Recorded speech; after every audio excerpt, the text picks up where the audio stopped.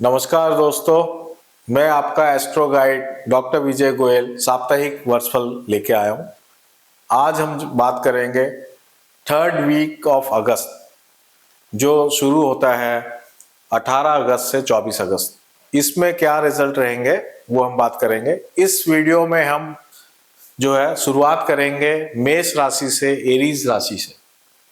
तो हम पहले टेक्निकल ये बात करेंगे कि एरीज साइन से बाकी प्लैनेट के क्या ट्रांजिट है। तो एरीज हमारा साइन है, यहां से सेकेंड हाउस में मंडे को मून रहेगा। फिर उसके बाद थर्ड हाउस में हम देखेंगे जुपिटर और वीनस है। फोर्थ हाउस में हम देखेंगे मरकुरी है। फिफ्थ हाउस में हम देखेंगे सूर्य और केतु है।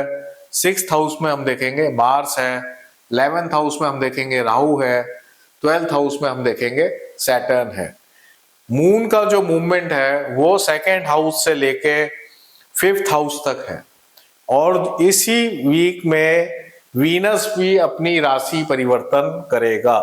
मंडे को वीनस जो है वो थर्ड हाउस में है, और थर्सडे को जो वीनस है वो राशि परिवर्तन करके कर्क राशि में फोर्थ हाउस में आ जाएगा। इस तरीके से हमने देखा कि ये क्या ट्रांजिट्स मेष राशि में हो रही है। अब इसका क्या इम्पैक्ट हमारी लाइफ में पड़ता है ये मैं आपको बताता हूँ। तो सबसे पहले हम ले रहे हैं हेल्थ। हेल्थ का जो मैटर है वो ये है कि मंगल जो हमारा लग्नेश है, मंगल जो है वो सिक्स्थ हाउस में बैठा हुआ है और वो सैटर्न उसको दृष्टि कर रहा है। ठीक है, तो इसका मतलब ये है कि हेल्थ हमारी नॉर्मली तो अच्छी रहेगी, लेकिन सैटर्न और मार्स आपस में एस्पेक्ट होने के कारण हमारा जो रुझान होगा वो स्पोर्ट एक्टिविटी की तरफ, फिजिकल एक्सरसाइज की तरफ, योगा की तरफ, फिटनेस की तरफ ज्यादा होगा।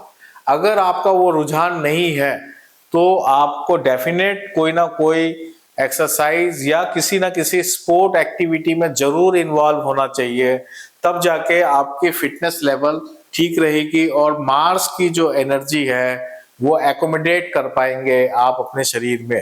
तभी, नहीं तो अगर आप मार्स की एनर्जी को फिजिकली एकोमोडेट नहीं करेंगे तो आपका एंगर बहुत ज्यादा बढ़ जाएगा, बात बात में आपको गुस्सा आने लगेगा। अब हम बात करते हैं रिलेशंस कैसे रहेंगे। तो सबसे पहले हम जब रिलेशनशिप की बात करते हैं तो पहले हम अपने घर की बात कर लें कि घर में पेरेंट्स के साथ या सिबलिंग के साथ हमारे रिलेशन कैसे रहेंगे।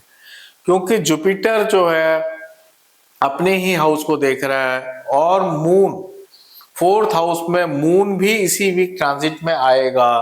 तो इस और वीनस भी इसी वीक ट्रांजिट में आएगा। तो इस और मरकुरी ऑलरेडी है, तो हमारा जो होम का जो एटमॉस्फेयर है वो बहुत ही अच्छा रहने वाला है और हमें घर से सब सुविधाएं भी मिलेंगी और हमें हेल्प भी मिलेगी, गाइडेंस भी मिलेगी और एक अच्छा प्रेम भाव वाला सिचुएशन बनी रहेगी। ये तो होम का हो गया। और अगर हम बात करें रिलेशनशिप की और लव रिलेशनशिप की, तो वीनस थर्ड हाउस से फोर्थ हाउस की तरफ मूव कर रहा है और जुपिटर थर्ड हाउस में बैठ के सेवेंथ हाउस को एस्पेक्ट कर रहा है।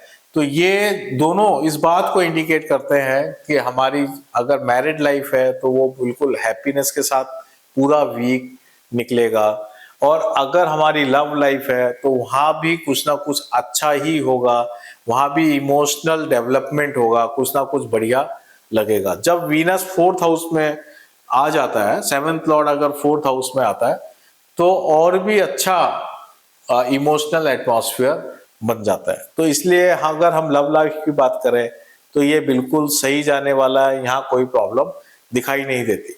अब हम बात करना चाहते हैं जॉब, बिजनेस, करियर में क्या रहेगा। तो जॉब बिजनेस के अंदर हमारा 10th लॉर्ड जो है वो 12th हाउस में चला गया है और कर्म का जो कारक है शनि वो भी 12th हाउस में है और ये दोनों वक्री है।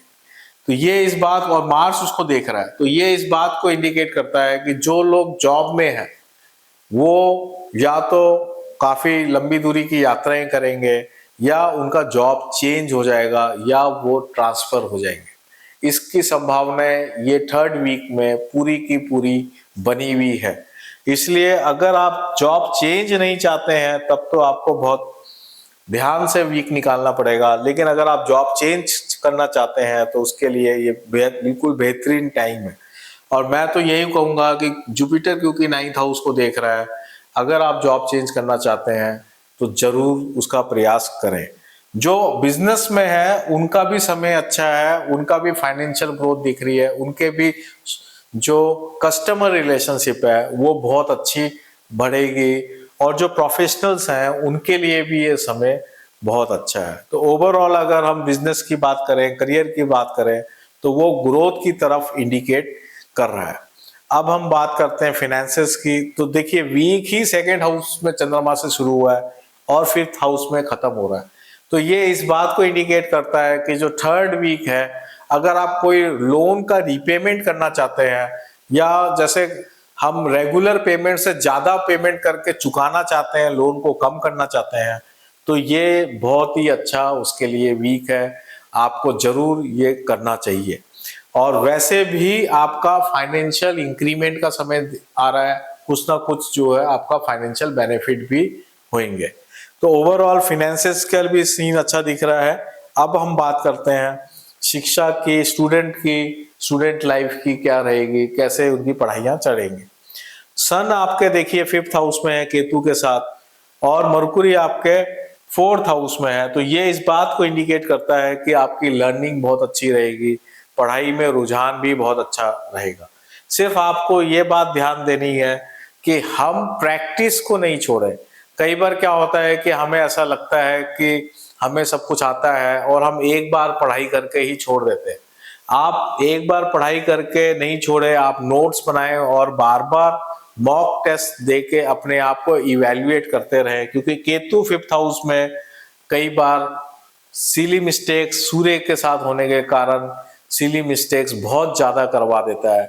हम अपनी जल्दबाजी के कारण गलतियां कर देते हैं, लिखते वक्त हमारा ध्यान कहीं और होता है, आते हुए भी नंबर कम आ जाते हैं। इसलिए उस तरह की गलतियां नहीं करें, उसके लिए आप रेगुलर प्रैक्टिस करें तो आपको फायदा होगा। अगर हम बात करते हैं स्पिरिचुअलिटी की तरफ या रेमेडीज की तरफ, तो अगर आपके कोई दीक्षित गुरु हैं तो आप जरूर मिले, उनकी कृपा से आपको बहुत फायदा होने वाला है। कोई गुरु मंत्र आपने ले रखा है तो उसको आप रेगुलर जाप करें, उससे आपको विशेष फायदा होने वाला है। नहीं आपके पास कोई गुरु मंत्र, तो आप भगवान राम को पकड़ सकते हैं, राम से संबंधित कोई मंत्र को आप कर सकते हैं, राम रक्षा स्रोत आप कर सकते हैं, गायत्री मंत्र बहुत अच्छा कर सकते हैं, क्योंकि सूर्य केतु आपके 5th हाउस में है। तो गायत्री मंत्र से आपको विशेष फायदा होने वाला है। आदित्य हृदय श्रुतम आप कर सकते हैं, जिससे आपका कॉन्फिडेंस लेवल एकदम बढ़ जाए।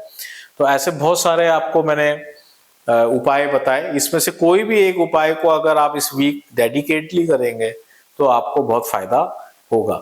ओवरऑल अगर मैं ये देखूं तो ये पूरा वीक जो है आने वाला, आप संघर्ष करके जो चीज आप प्राप्त करना चाहते हैं वो आपको प्राप्त हो सकता है।